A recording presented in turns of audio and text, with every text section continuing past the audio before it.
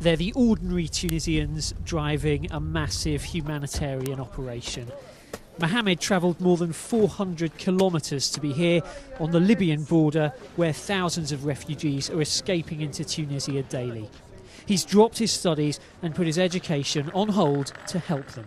At the end of the day, they're human beings. You've got to help them. You've got to give them something. You've got to make some small gesture. And it's not just students. Hamda is 88 and he's been standing in the North African sun handing out food and water every day for a week. Je suis un ancien scout et je remercie mes grands. I used to be a scout, and I thank my former troop leaders for giving me an understanding of and a commitment to the interests of human beings, whatever their nationality, whatever their race, and whatever their religion.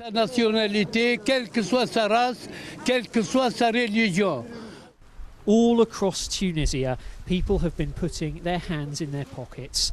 This group has collected a whole storehouse full of mattresses, water and food supplies. We put up notices in nearly all the public squares and cafes, and we said, there are people who need help, of any kind, and we got everything you can see here. It's the more impressive given that Tunisia is still rebuilding after its own revolution, which saw its leader ousted back in January.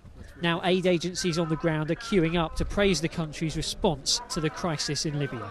In a world where doors can be closed, where borders can be closed, the Tunisians, who are themselves going through a process of transition and who themselves have serious economic problems, have opened their borders, opened their hearts and opened their homes.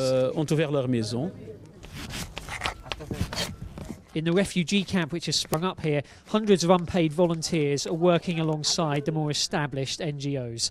With 16,000 people living here, there's a huge demand for anything that can be offered. And while the international community has been providing steady support here for many refugees, it's the local community that's made the difference.